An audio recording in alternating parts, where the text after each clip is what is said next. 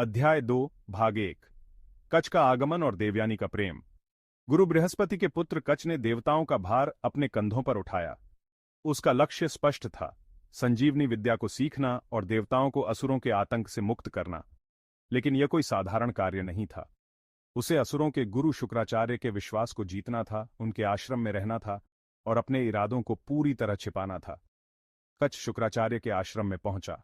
सिर झुकाए हाथ जोड़कर उसने कहा, हे महाज्ञानी गुरु, मैं आपके चरणों में आकर ज्ञान प्राप्त करना चाहता हूं। कृपया मुझे अपना शिष्य स्वीकार करें।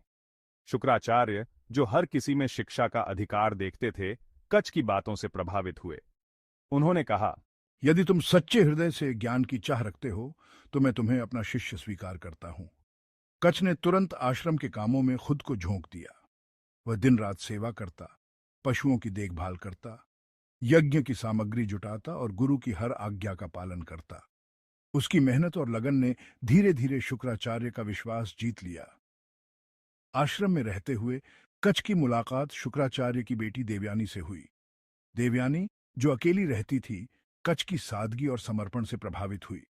उसके साथ बिताए छोटे छोटे पलों ने उसके दिल में कुछ विशेष भावनाएं जगा दी। कच, तुम बहुत अलग हो। तुम केवल गुरु की सेवा नहीं कर रहे, तुम इस आश्रम की जान बन गए हो। देवयानी ने मुस्कुराते हुए कहा। कच ने केवल विनम्रता से सिर झुका दिया। वह जानता था कि उसके लिए यह प्रेम और भावनाएं उसके कर्तव्य के रास्ते में बाधा बन सकती थीं। लेकिन सब कुछ शांत नहीं था।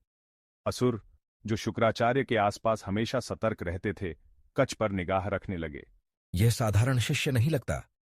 इसकी चालें देवताओं की योजना जैसी लगती हैं। उनके दिलों में शक गहराता जा रहा था और तभी उन्होंने एक योजना बनाई, कच को खत्म करना। क्या कच को अपने चारों ओर छाया यह खतरा दिखाई देगा? क्या असुरों की साजिश उसे रोक पाएगी? जानने के लिए अगला भाग की प्रतीक्षा कीजिए।